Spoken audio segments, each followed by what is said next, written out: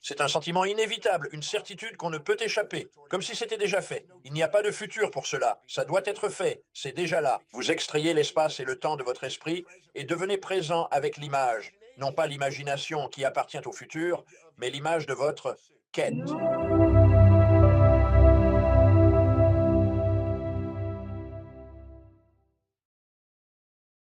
Je suis ravi d'accueillir à nouveau sur le plateau le champion en titre, le Dr. John DiMartini. Comment ça va, Dr. John? Je vais très bien.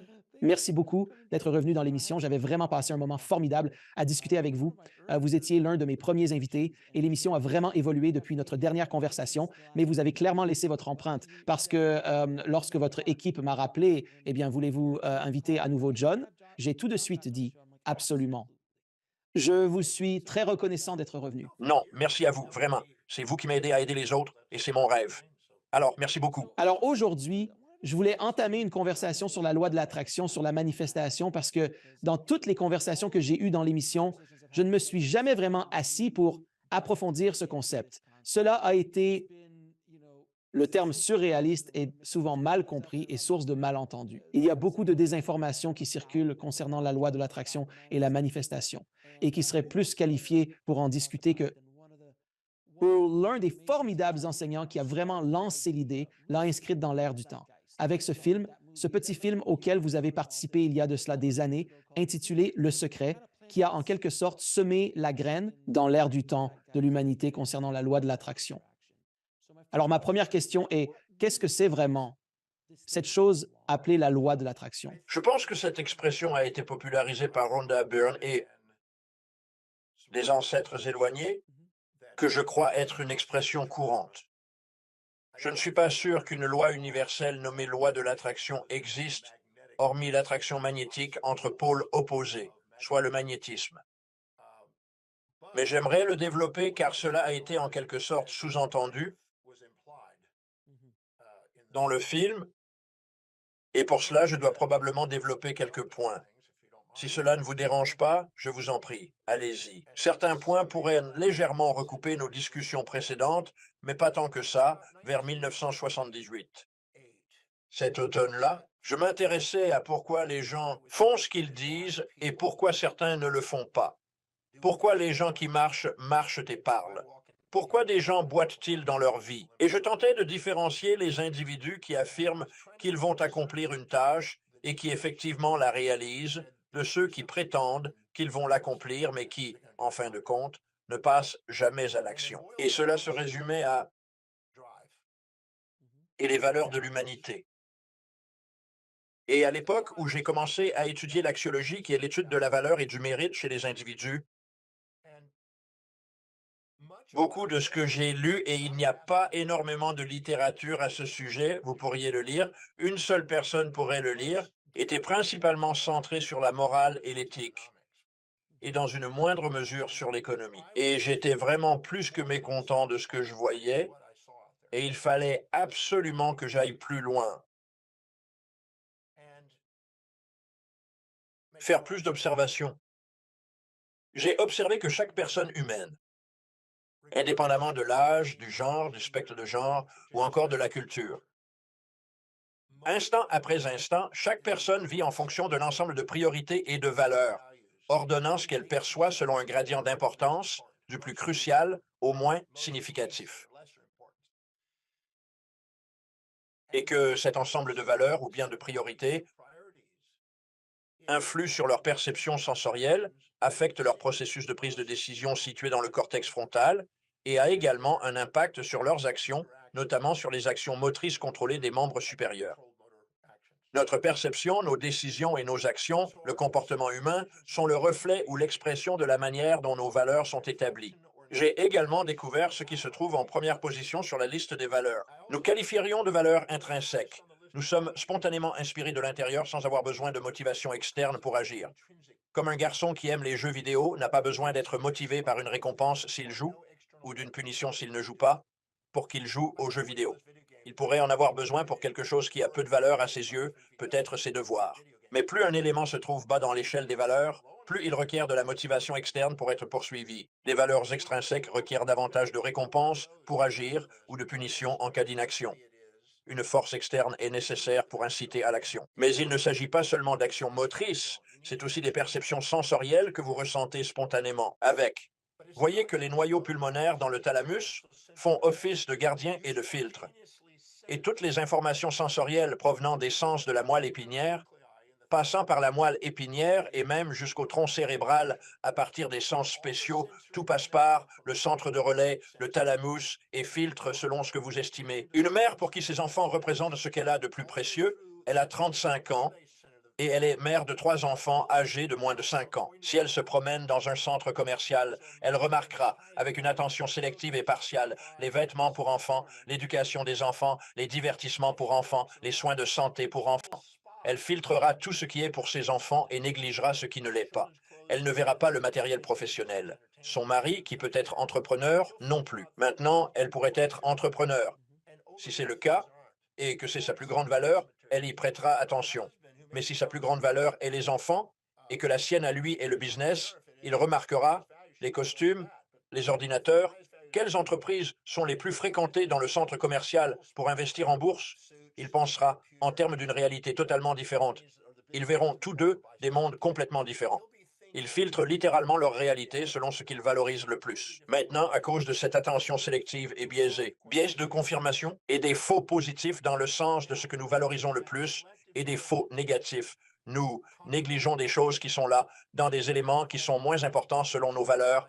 Nous filtrons automatiquement notre réalité en fonction de notre système de valeurs.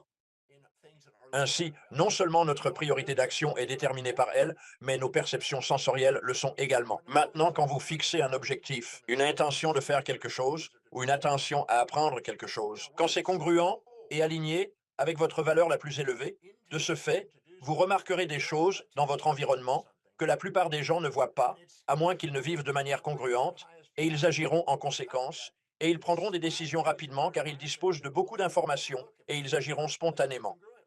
C'est donc pour cela que vous agissez spontanément sur les choses qui sont hautes dans vos valeurs. Et votre connaissance épistémologique est maximale dans ce domaine. Votre abo téléologique est maximal dans ce domaine et votre identité ontologique est maximale dans ce domaine.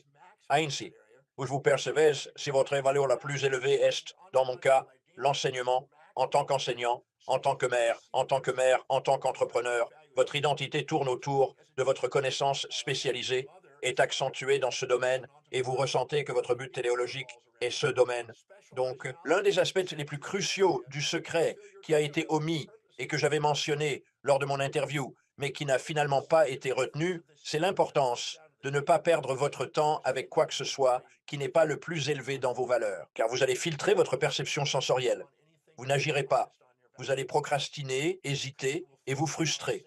Vous aurez besoin d'une motivation externe pour agir.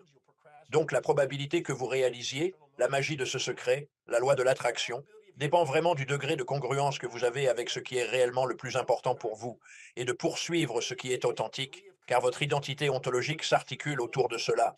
Et c'est là que vous êtes le plus authentique. Quand l'oracle de Delphes a dit connais-toi toi-même, sois toi-même, aime-toi toi-même, il signifiait identifie ce que tu estimes le plus et poursuis-le et permets-toi de le rechercher. Mais chaque fois que tu fais quelque chose qui a moins d'importance à tes yeux, ta perception sensorielle l'écarte. Tu ne vois pas l'opportunité, tu ne prends pas de décision rapidement et tu n'agis pas sans une motivation extérieure. Ainsi, tu ne peux pas réellement rivaliser avec quelqu'un de congruent, qui vit selon ses valeurs les plus élevées, contrairement à quelqu'un qui ne le fait pas. Donc, lorsque les gens disent que le secret n'a pas fonctionné pour eux, cela signifie qu'ils poursuivaient des objectifs qui n'étaient pas en accord avec ce qu'ils valorisaient le plus et s'attendaient à ce qu'un événement magique se produise. Car chaque fois que tu fais cela, l'insatisfaction qui en résulte te plonge dans l'amygdale et te fait désirer maintenant des expériences unilatérales. Pour éviter la douleur, rechercher le plaisir, et les véritables objectifs comportent du plaisir et de la douleur, tu n'auras pas de relation sans plaisir et sans douleur. Tu n'atteindras pas tes objectifs sans expérimenter plaisir et douleur, aisance et difficulté. Ainsi, tu es mieux disposé à appréhender les synchronicités de ces paires d'opposés, comme soutien et défi, paix et guerre, positif et négatif, etc., en poursuivant ce qui compte vraiment selon tes valeurs. Donc, le premier principe de la loi de l'attraction est de maximiser les opportunités, choix et actions, ainsi que les synchronicités qui en résultent. En fait, ce qui est fascinant, c'est que lorsque tu agis en fonction de valeurs moins prioritaires, le glucose dans ton sang est redirigé vers l'amygdale, ce qui te fait interpréter les situations de manière subjective pour assurer ta survie. Dans cet état, tu es poussé à rechercher ou à éviter certaines choses, influencé par le système de récompense et de punition, comme la dynamique entre la proie et le prédateur. Cependant, si tu te fixes des objectifs qui sont en accord avec tes valeurs les plus élevées, le glucose et l'oxygène dans ton sang sont acheminés vers le cortex préfrontal, le centre exécutif de ton cerveau. Dans cette région, tu es capable d'accueillir les plaisirs et les douleurs de manière égale, et tu t'engages dans la poursuite d'un but véritable, qui est équilibré, neutre et impartial.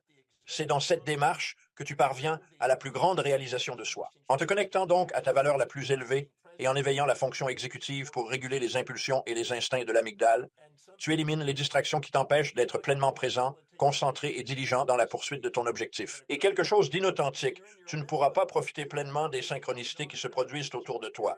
Et lorsque tu es dans ton amygdale, tu actives le système nerveux autonome, le parasympathique pour la proie et le sympathique pour le prédateur. Et tu t'infatues, ou tu ressens du ressentiment, ou tu as des impulsions vers, ou tu as des instincts de fuite. Et chaque fois que tu fais cela, tu n'optimises pas la gouvernance de tes réactions et tu te déconnectes de ce qui est là. Tu vis dans une distorsion subjective. À ce moment-là, tu te déconnectes automatiquement, tu coupes l'accès à ta vision, à la zone occipitale visuelle, tu désactives la planification stratégique, tu inhibes l'action spontanée, tu perds le contrôle de toi-même. Et puis tu te laisses distraire et tu recherches la satisfaction immédiate. Tu n'arrives pas à rester concentré sur un objectif à long terme pour construire une dynamique progressive afin de réaliser quelque chose de grandiose. Donc la première chose, c'est purement une fonction cérébrale ancrée de poursuivre des buts qui ont du sens, qui sont vraiment prioritaires et de grande valeur. C'est le premier principe. Lorsque cela se produit, les systèmes autonomes se synchronisent. La variabilité de la fréquence cardiaque atteint son maximum. On observe une onde gamma dans le cerveau parce que les ondes alpha du parasympathique, je veux dire, les ondes delta du parasympathique et les ondes bêta du sympathique se rejoignent dans un état alpha d'état à 8 cycles par seconde, ce qui provoque une synchronicité gamma dans le cerveau. Et le cerveau émet alors son gestalt intégré, ce qui correspond à une fonction cérébrale maximale, une conscience maximale, une pleine conscience maximale. Et cela s'appelle la synchronicité dans le cerveau. Et vous avez une synchronicité et une fonction.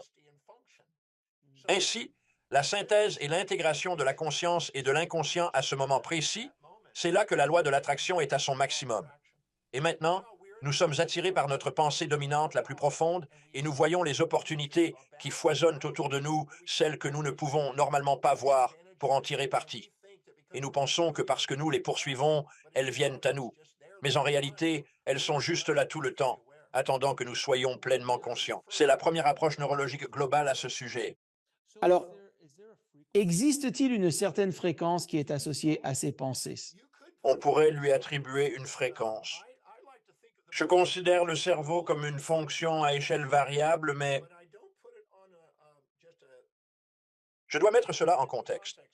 La rapidité avec laquelle vous percevez les deux côtés d'un événement détermine la fréquence sur laquelle vous vous trouvez.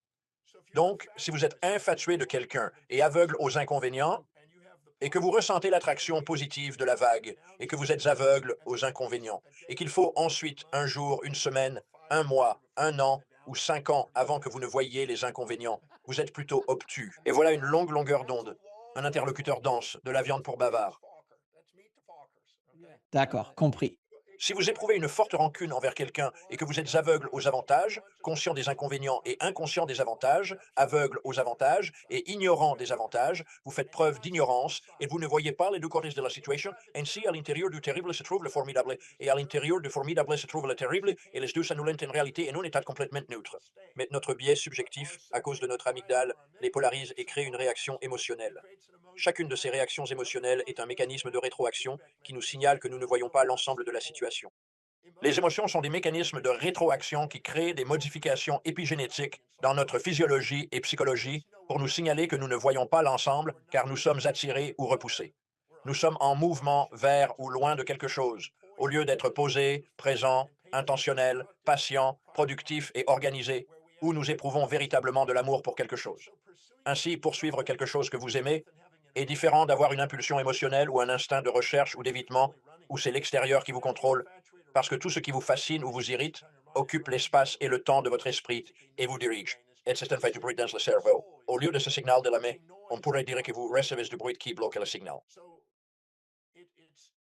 Lorsque vous êtes dans un état polarisé, votre longueur d'onde s'allonge et votre fréquence diminue. Cependant, lorsque vous adoptez une position impartiale et objective, maîtrisant vos émotions et agissant selon votre plus haute valeur, vous êtes alors capable de percevoir les deux côtés de manière synchrone. Wilhelm Wundt, souvent reconnu comme le père fondateur de la psychologie expérimentale, notait en 1896 l'existence, le contraste simultané et le contraste séquentiel. Et le contraste simultané, c'est lorsque vous voyez les deux côtés en même temps et que vous avez une pleine conscience, vous n'êtes pas inconscient à part. Et le contraste séquentiel, c'est lorsque vous voyez un côté, puis plus tard vous voyez l'autre côté. Il disait, le contraste séquentiel, c'est la survie. Le contraste simultané, c'est l'épanouissement.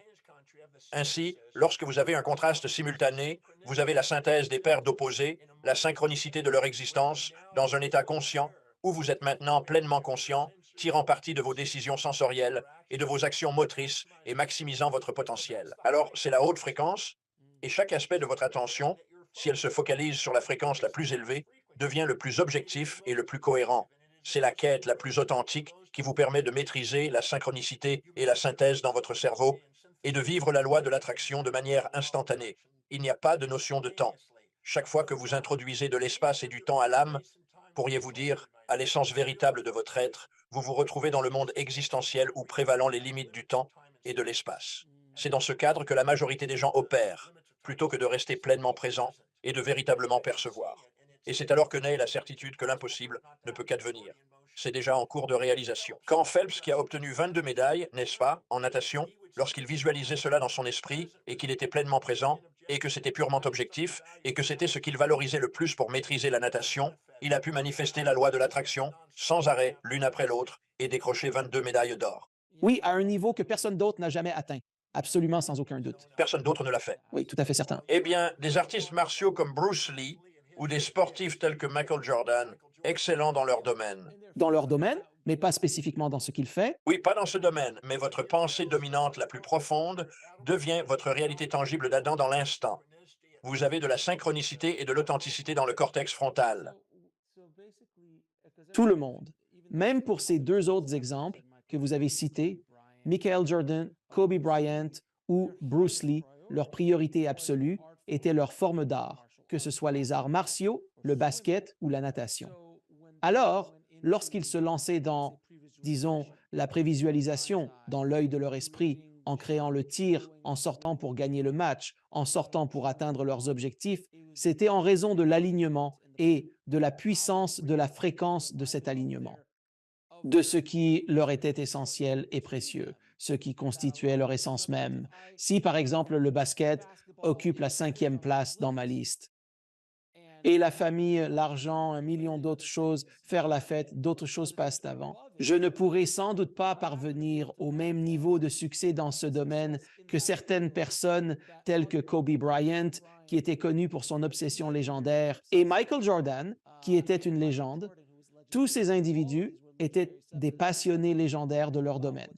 C'est précisément cela qui alimente, si l'on veut, la loi de l'attraction ou le principe de la manifestation. Mais j'aimerais ajouter quelque chose, au lieu d'utiliser le terme obsédé, parce que c'est une réaction de l'amygdale inspirée. Compris? Compris. Inspirée, car être obsédé signifierait que le monde extérieur vous contrôle et que vous ne pouvez pas le maîtriser.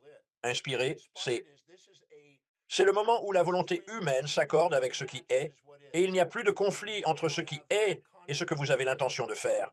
Voyez, lorsque vous êtes dans l'amygdale et que vous êtes infatué de quelqu'un, disons que vous vous minimisez par rapport à cette personne et intégrez ses valeurs en essayant de vivre comme elle, et vous développez alors une obsession.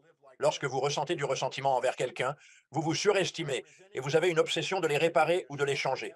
Mais lorsque vous êtes centré et que vous aimez ce que vous faites et que vous n'avez pas besoin de le réparer, c'est un sentiment qu'il vous est impossible de ne pas accomplir. C'est déjà fait. Il n'y a pas de temps dans le futur. Il est nécessaire de le faire. Cela est déjà présent. Vous retirez l'espace et le temps de votre conscience et devenez pleinement présent avec l'image, non pas avec l'imagination qui appartient au futur, mais avec l'image réelle de votre quête. Eh bien, laissez-moi vous demander, est-ce que la physique quantique a une explication pour la manifestation? Est-ce qu'elle a découvert? Je ne souhaite pas me servir de la physique quantique en tant que plutôt qu'une explication, un moyen de corrélation métaphorique. C'est compréhensible, car elle possède une immense corrélation métaphysique. Alors, permettez-moi de donner cet exemple. En 1947, l'écrivain Paul Dirac a publié un livre fantastique sur la particule nanoparticule. C'était sur les principes de la mécanique quantique. À l'âge de 18 ans, j'ai lu ce livre en utilisant plusieurs dictionnaires pour m'aider.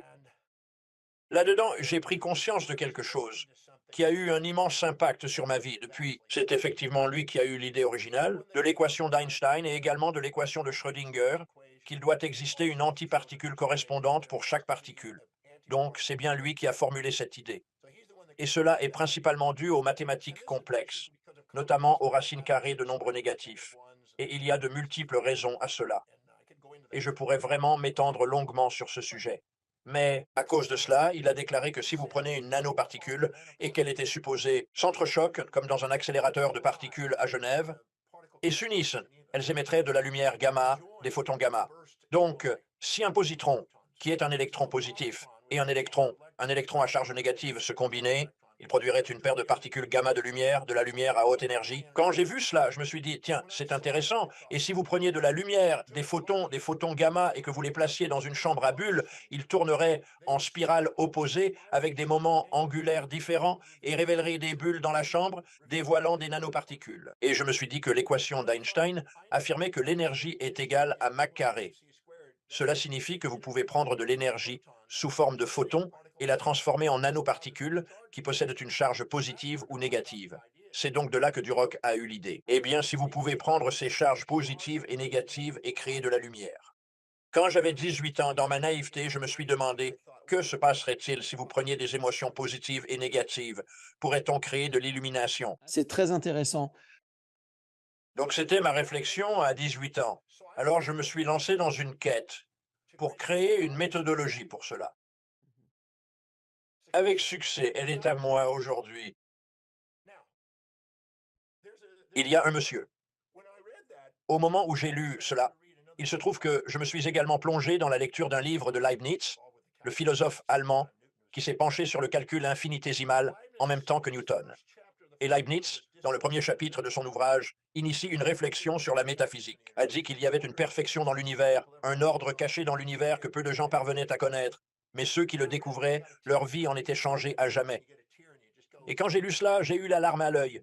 Je suis sûr que vous avez lu des livres qui vous ont ému aux larmes et vous vous dites, vous savez, il y a quelque chose ici. Et j'ai dit, je veux savoir ce qu'est cette perfection. Je veux y connaître cet ordre. Ainsi, j'ai entrepris l'étude de la thermodynamique, des systèmes stochastiques probabilistes et de divers autres sujets dans le but de tenter de saisir la nature de cet ordre. Et il y avait un homme, Claude Shannon, et deux autres individus qui ont été récompensés par un prix Nobel, un sur la théorie de l'information.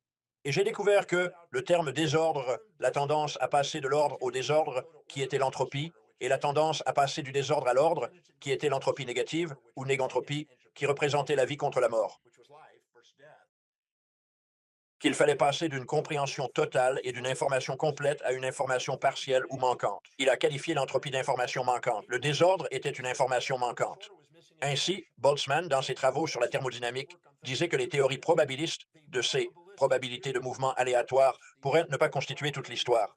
Il pourrait y avoir de l'information manquante qui a conduit à la théorie des variables cachées et à la théorie quantique. Alors, lorsque j'ai commencé à étudier cela, je me suis demandé, quelle est l'information manquante? Comment y accéder? Et puis j'ai réalisé que la qualité de notre vie dépend de la qualité des questions que nous posons. Si nous posons des questions judicieuses, qui équilibrent l'esprit et nous permettent de percevoir la synchronicité et la synthèse des opposés complémentaires, nous pouvons accéder et découvrir un ordre caché dans le chaos apparent, dans ce qu'on appelle le désordre. Et les émotions sont qualifiées de troubles émotionnels, parce que si vous êtes attiré par quelque chose ou repoussé, c'est que cela vous contrôle de l'extérieur. Mais l'illumination n'est pas un trouble, c'est reconnaître l'ordre implicite, l'ordre caché, comme Bauman l'a décrit. Et donc, je me suis lancé dans une quête de questions pour rendre l'inconscient conscient, afin que vous puissiez être pleinement conscient. C'est ce que notre intuition fait constamment. Notre intuition est un système de rétroaction négative, cherchant à atteindre une authenticité homéostatique qui tente de rendre l'inconscient conscient afin que nous puissions être pleinement conscients. Mais les impulsions et les instincts de l'amygdale cherchent à les séparer et à créer une scission entre l'inconscient et le conscient. Ainsi, nous essayons de diviser l'indivisible, de nommer l'inévitable, d'étiqueter l'inétiquetable, de fendre l'infendable et de séparer l'inséparable avec l'amygdale. Et nous les intégrons dans le cerveau antérieur. C'est le centre d'intégration. Selon Scientific American, édition de septembre-octobre de l'année passée, le siège du moi a été identifié. Il s'agit du cortex préfrontal médian dans le cerveau, essentiel à l'intégration des informations. Nous avons une quantité importante de neurones internes pour cette intégration.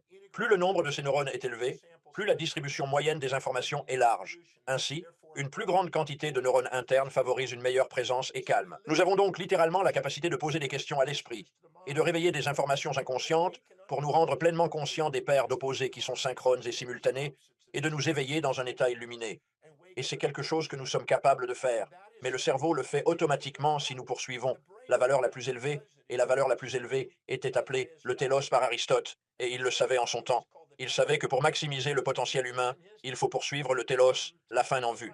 Tout comme nous avons des télomères, l'extrémité des gènes, nous avons le télencéphale, l'extrémité du cerveau. Les télomères et la téléologie. La téléologie était une étude du sens et du but. C'était la chose la plus significative, la plus chargée de but et la plus spontanément inspirante que nous puissions faire. Alors, si nous priorisons notre vie et remplissons notre journée de cette chose unique, de cette priorité la plus élevée, et que nous nous tenons à notre objectif principal, notre but suprême si vous voulez, ou comme l'appelait Napoleon Hill, nous maximisons automatiquement l'objectivité, qui est la neutralité, où nous avons le plus de résilience, d'adaptabilité, et nous maximisons la loi de l'attraction et le secret. Et si nous ne le faisons pas, et que nous nous laissons distraire par des choses de moindre importance à cause des valeurs injectées de toutes les personnes auxquelles nous nous comparons, nous nous retrouvons automatiquement dans l'amygdale et nous polarisons et nous dévalorisons automatiquement une maison qui est dévissée. Nous passons maintenant de l'éclaircissement aux charges émotionnelles positives et négatives qui nous gouvernent. Et cela s'appelle le bruit dans le cerveau. C'est littéralement appelé des interférences. Cela se manifeste sous forme de facilitation et d'inhibition dans le cerveau. Cela se traduit par des neurotransmetteurs sous forme de fréquences de glutamate et de GABA.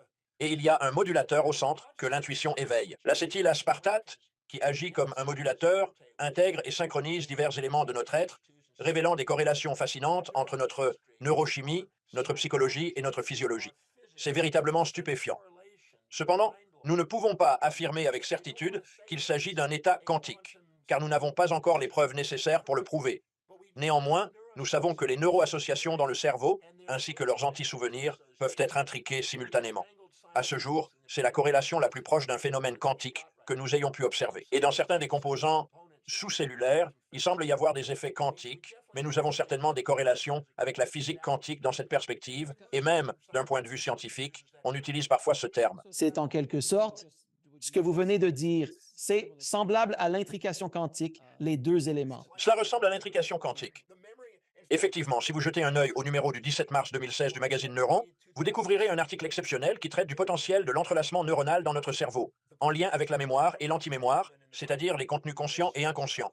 Cela fait depuis 1979 que je me penche sur cette question et travaille sur ce contraste. J'ai même publié un livre dédié aux illusions perceptives et à la manière dont elles peuvent induire des troubles à cette époque. Et j'étais profondément fasciné par ces contrastes, car notre perception dépend intrinsèquement du contraste. C'est ce que l'on nomme la loi du contraste. Visualisez cette expérience. Prenez un bécher rempli d'eau froide à 4 degrés Celsius, un second bécher contenant de l'eau à 60 degrés, et placez un troisième bécher entre les deux, celui-ci avec de l'eau à 22 degrés. Si vous plongez votre main dans l'eau à 4 degrés et la maintenez la pendant une minute, votre main ressentira objectivement cette basse température. Lorsque vous transférez ensuite votre main dans l'eau à 22 degrés, votre sensation sera celle d'une chaleur plus intense qu'elle ne l'est en réalité, subjectivement, et cela est dû à la loi du contraste. Si vous n'aviez rien pour comparer, vous auriez une sensation de 22 degrés dans votre main. Mais parce que vous l'avez comparée à quelque chose que vous perceviez comme plus froid, elle vous semble maintenant plus chaude. Et si vous la plongez ensuite dans de l'eau à 60 degrés à cause de la loi du contraste, et que vous la remettez dans cette eau tiède, elle vous semblera plus froide. Ainsi, vous développez un biais subjectif dès l'instant où vous comparez par contraste, et tous nos sens fonctionnent sur le contraste. Tout le monde phénoménologique des sens repose sur le contraste. Nous ne pouvons percevoir sans contraste. Si nous sommes dans une pièce entièrement blanche, nous ne pouvons pas voir. Une pièce entièrement noire, nous ne pouvons pas voir. Ensuite, vous ajoutez du contraste, vous pouvez voir. C'est pareil pour les fusions virales sur les oreilles, on ne peut pas entendre sans contraste tous les sens. La discrimination des deux points, le contraste sur les sens. Donc, sans ce contraste, si nous avions un contraste simultané, nous serions dans cet état éclairé et nous maximiserions alors la loi de l'attraction car nous ne ferions pas de séparation dans le temps et l'espace. L'instant où nous séparons les choses dans l'espace et le temps et jugeons quelque chose, Subjectivement, avec un parti pris, nous perdons la loi de l'attraction. Nous en diminuons la puissance. La loi de l'attraction est simultanée lorsque Nous sommes réellement présents. Quelles erreurs les gens commettent-ils souvent? Qui les empêche de manifester ce qu'ils désirent dans leur propre vie? ils poursuivent des choses qui ne sont pas vraiment les plus importantes, ce qui les pousse à réagir avec leur amygdale, ce qui les conduit ensuite à des fantasmes polarisés, un plaisir sans douleur, un bonheur sans tristesse, une gentillesse sans méchanceté, une bonté sans cruauté. Et pourquoi cela ne se produit-il pas? Pourquoi suis-je une victime? Et il se victimise davantage, parce que l'autre face de la médaille devient maintenant plus douloureuse à cause du contraste, de la loi du contraste. Donc, si vous ne cherchez pas une fantaisie, vous ne ressentez pas que la vie est un cauchemar, mais la dépression est une comparaison de votre réalité actuelle avec une fantaisie à laquelle vous êtes accro, une attente irréaliste. Si votre objectif est d'atteindre l'équilibre, en reconnaissant que l'existence humaine comporte deux facettes, alors en vous unissant à quelqu'un, vous devez être prêt à expérimenter ces deux côtés, le plaisir et le déplaisir, la gentillesse et la cruauté, le positif et le négatif. L'objectif véritable n'est pas de courir après une seule de ces réalités, mais d'embrasser les deux simultanément. Les individus qui sont dominés par leur amygdale cherchent à éviter la douleur et à maximiser le plaisir, ce qui est une quête impossible. Cela revient à tenter de séparer les pôles opposés d'un aimant. Et selon l'enseignement bouddhiste, aspirer à ce qui est hors de portée et tenter d'esquiver l'inéluctable constitue une source de souffrance humaine. Les individus éprouvent de la souffrance parce qu'ils aspirent à un état unilatéral, guidé par leur amygdale, sans pour autant établir une action prioritaire de haute importance. Ils se fixent un but qui manque de cohérence. Ils s'infériorisent en se mesurant aux autres, en se disant « je désire être comme eux ». Cela les conduit à envier autrui. Ils s'efforcent d'imiter quelqu'un d'autre, cherchant à devenir le second Elvis au lieu d'embrasser pleinement leur propre identité. Ce faisant, ils finissent par créer une polarisation dans leur cerveau et se dévalorisent, car ils sont intérieurement divisés. Chaque fois que vous idéalisez quelqu'un ou éprouvez du ressentiment, vous renoncez à des parties de votre être et affaiblissez l'essence de votre vie. C'est précisément là que le secret échoue à opérer. Voilà pourquoi tant de personnes affirment que le secret n'a pas fonctionné pour elles. Elles ont couru après un fantasme qui n'était pas aligné avec leurs valeurs les plus profondes. Et ils s'attendaient à une satisfaction immédiate, ce que fait l'amygdale, au lieu d'avoir une vision à long terme pour poursuivre quelque chose de significatif. Réponse remarquable, monsieur, car elle est en effet tout à fait exacte. Lorsqu'on se prend à rêver en se disant je veux gagner le gros lot ou je désire sortir avec cette célébrité du cinéma, on plonge dans le monde des fantasmes. Ce sont des chimères. Et si ces rêves ne s'alignent pas avec nos véritables aspirations, en pesant le bon comme le mauvais, n'est-ce pas là l'essence même des relations humaines? Comme vous l'avez mentionné, devant une femme ravissante, on s'exclame oh mon Dieu, en ne percevant que les aspects positifs. Mais cela peut vous prendre 1 an, 2 ans, 5 ans, 10 ans ou parfois même toute une vie pour réaliser que, eh bien, il y avait effectivement autre chose qui venait avec le lot. Quand je vais à un rendez-vous, j'ai déjà une liste de tous mes. Dans le dictionnaire, le Oxford English Dictionary, j'ai découvert exactement 4628 traits de caractère. La moitié d'entre eux sont de nature positive, tandis que l'autre moitié sont négatifs. J'ai pris soin de les répertorier en séparant clairement les positifs des négatifs. Si vous espérez trouver en moi autre chose que ces traits, vous vous bercez d'illusions. Lorsque vous serez prêt à m'accepter tel que je suis, avec l'ensemble de ces caractéristiques, appelez-moi. C'est incroyable. By the way, Il faut une bouche et un anus pour vivre. Il faut une bouche et un anus. Sans anus, on accumule la merde. Les deux extrémités sont essentielles.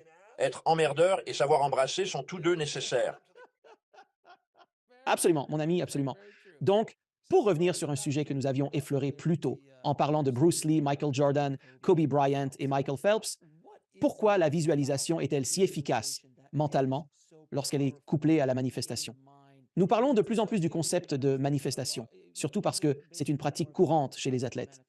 Il y a des études que j'ai consultées où l'entraîneur de basketball fait asseoir une partie de son équipe pour visualiser le fait de marquer des paniers, tandis que l'autre moitié s'entraîne physiquement pendant le même laps de temps. Les personnes qui ont imaginé une action réussissent souvent mieux que celles qui se sont entraînées physiquement. Quelle est la science derrière ce phénomène? Quels processus interviennent? Ou y a-t-il une explication mystique? Eh bien, je ne pense pas qu'il soit nécessaire d'y ajouter du mysticisme.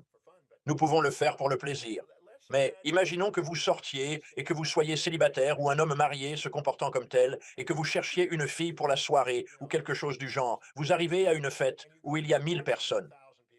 Seriez-vous d'accord pour dire que vous pouvez balayer du regard toute la salle et juger désirable, indésirable, désirable, indésirable, désirable, très désirable, indésirable et éliminer rapidement des gens sur l'aspect visuel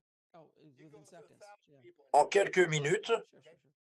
Si vous étiez contraint d'utiliser votre capacité auditive pour écouter chacune d'elles, cela serait-il tout aussi efficace? Si vous deviez sentir chacune d'entre elles, si vous deviez vous en approcher pour sentir, serait-ce moins efficace? Oui, cela ne serait pas du tout efficace. Si vous deviez les goûter, quelle serait leur efficacité? Peut-être plus intéressant, mais certainement pas plus efficace. Et si vous les touchiez, voyez, j'ai fait un projet de recherche. C'est une plaisanterie, mais j'ai vraiment fait ce soi-disant projet de recherche où je me suis bandé les yeux, j'ai mis des cache-oreilles, un truc sur le nez, et tout ce que je pouvais faire, c'était lécher et toucher. Et je suis entré dans 1000 chambres pour essayer de trouver une petite amie pour la soirée. On va vous mettre en prison, ou vous tuer, ou vous donner un coup de pied. Très prudemment, si vous essayez cette approche exactement maintenant, mais bon, vous pouvez voir plus loin que vous pouvez entendre. Vous pouvez entendre plus loin que vous pouvez sentir. Vous pouvez sentir plus loin que vous pouvez goûter. Vous pouvez goûter plus loin que vous pouvez toucher, car l'odorat et le goût sont liés. Ainsi, le plus efficace dans le cerveau, c'est la vision, car pour survivre, il existe un phénomène appelé le camouflage chez les proies et les prédateurs.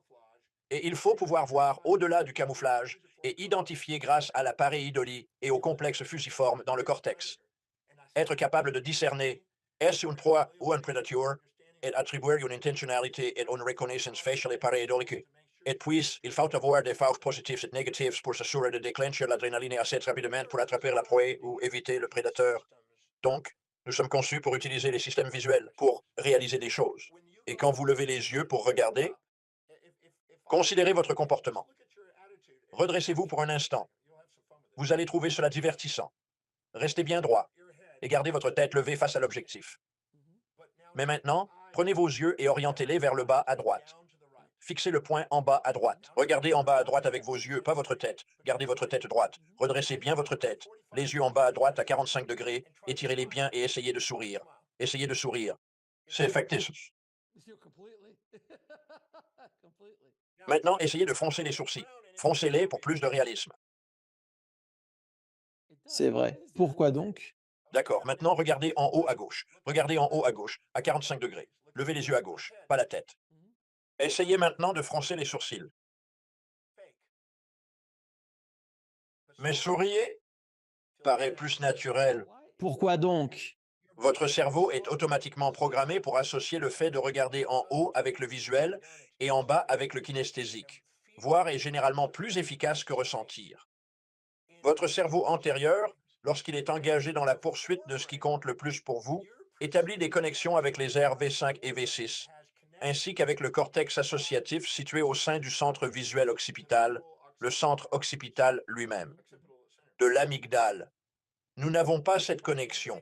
Alors quand l'énoncé biblique dit que ceux qui ont une vision prospèrent et ceux qui n'en ont pas périssent, ils décrivent les fonctions exécutives.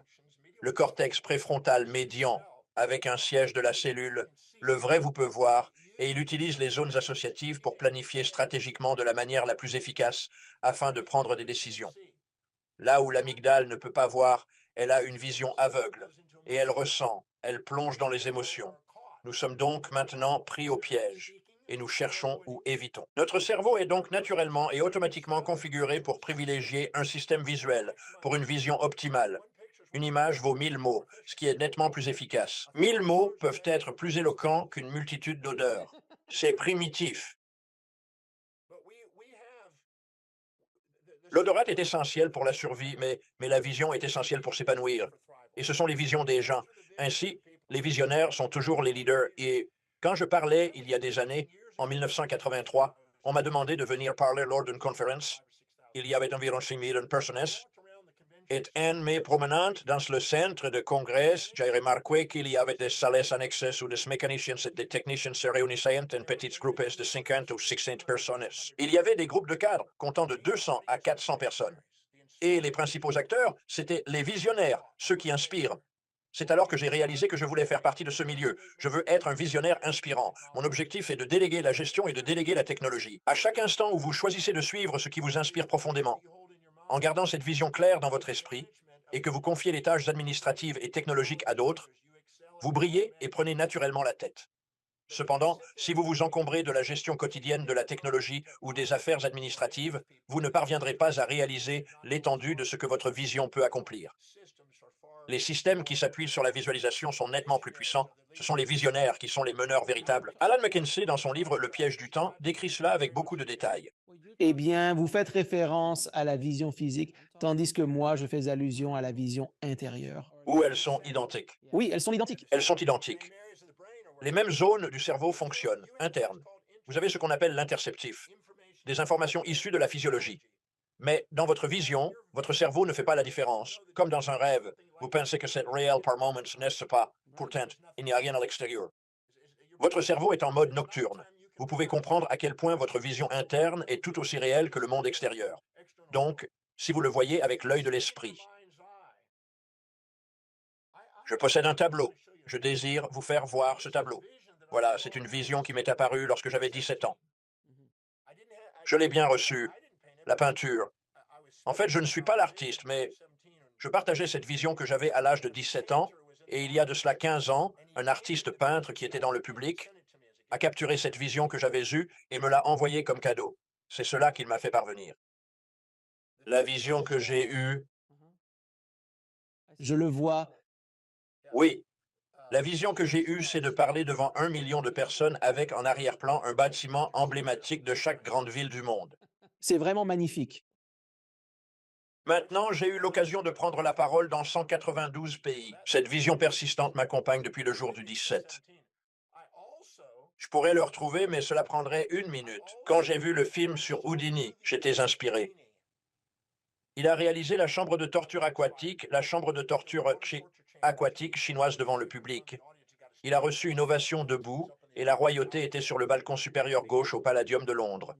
Et quand je l'ai fait, j'ai découpé une image, j'ai pris une image de la vidéo, j'en ai fait une photo, j'ai découpé et collé ma propre image dedans. Et je me tiens là, prenant la relève de Houdini. Au cours de l'année 2008, on m'a convié à intervenir sur le platème. C'était archi-comble, avec plus de 2000 personnes, y compris des membres de la royauté. 2 représentants royaux étaient perchés dans le balcon supérieur gauche.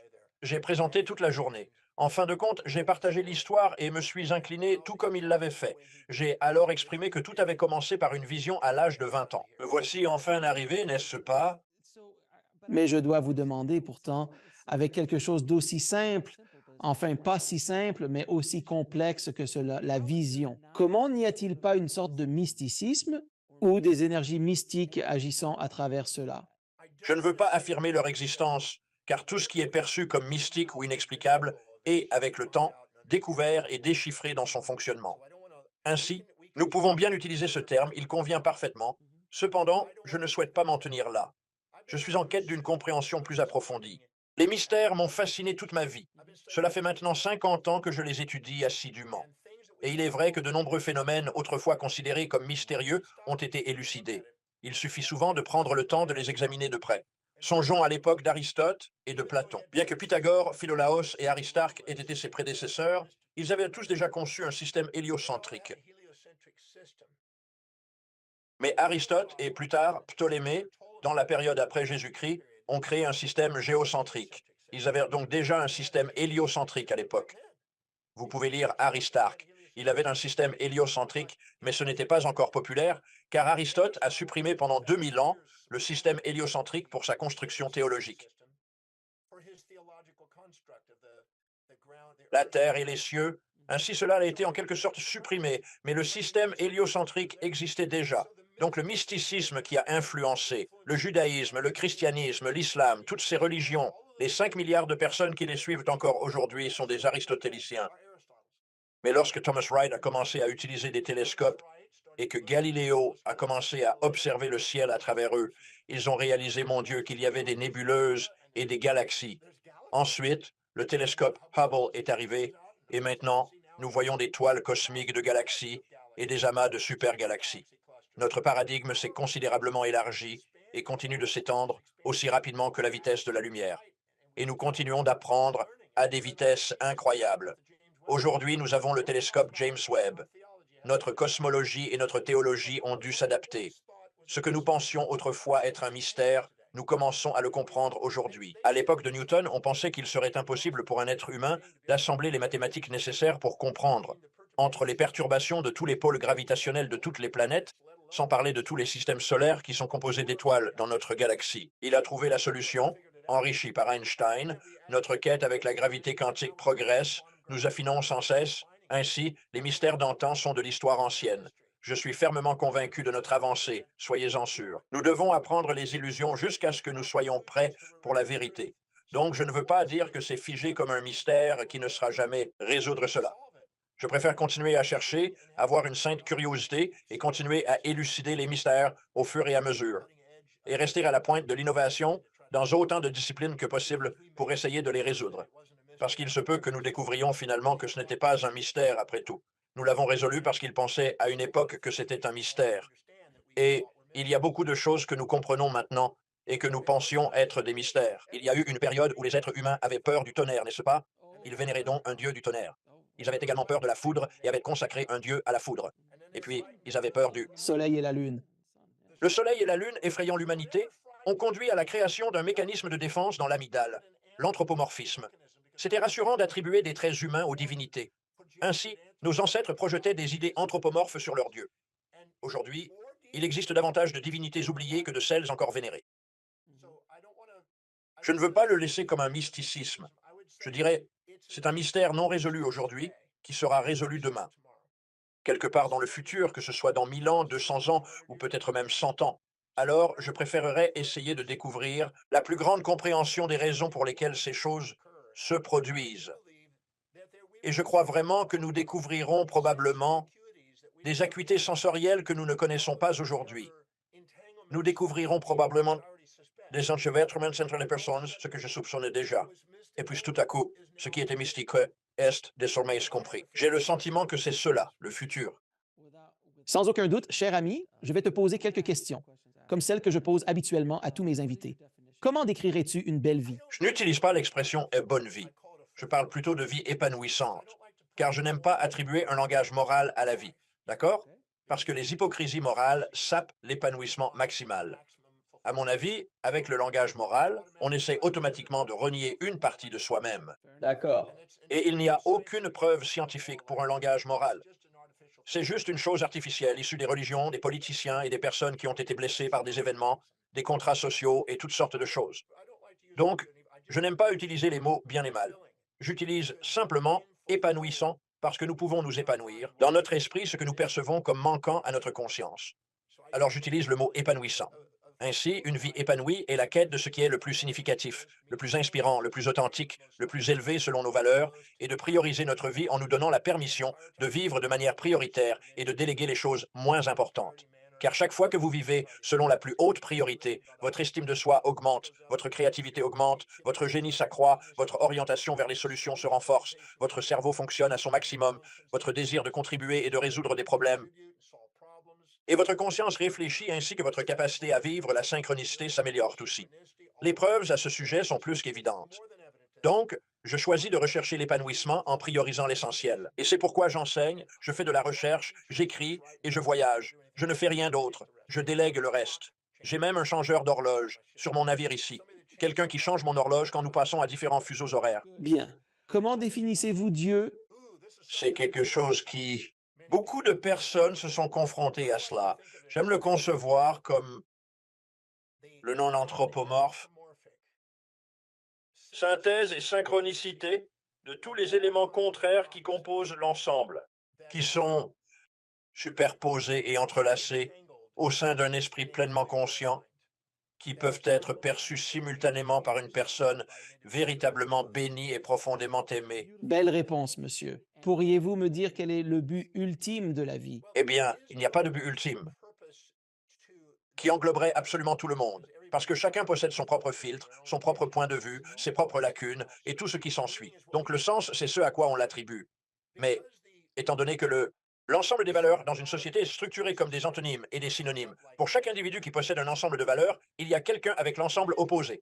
L'ironie, c'est que vous finissez généralement par les épouser. Et le but, c'est de trouver quelqu'un à qui vous pouvez déléguer les choses moins prioritaires. Et ils peuvent vous déléguer les choses moins prioritaires pour que vous puissiez trouver l'épanouissement. C'est un peu une plaisanterie. Mais il existe une loi de l'escalade aristique en sociologie. Cela dit que chaque fois que vous essayez de promouvoir quelque chose, un système égal et opposé émergera pour le contrebalancer, pour s'assurer que nous ayons à la fois construire et détruire, coopératif et compétitif, soutien et défi, paix et guerre.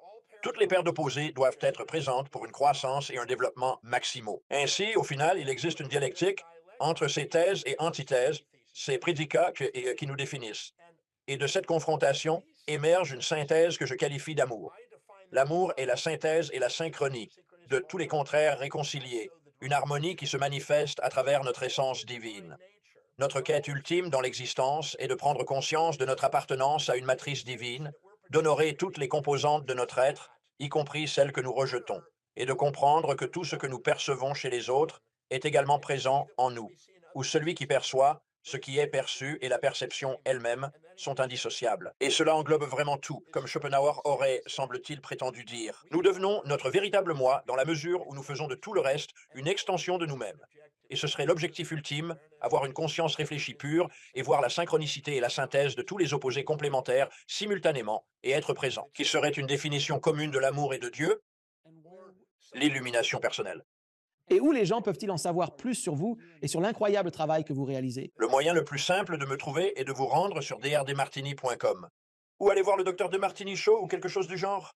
Tapez simplement mon nom et je vais apparaître parce que il y a beaucoup de choses là-bas et vous me trouverez.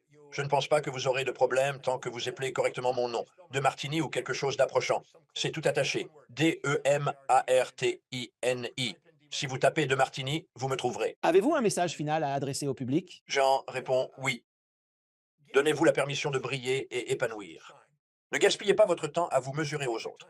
Ne les mettez ni sur un piédestal ni dans une fosse. Accueillez-les plutôt dans votre cœur. Comparez vos actions quotidiennes à vos plus hautes valeurs.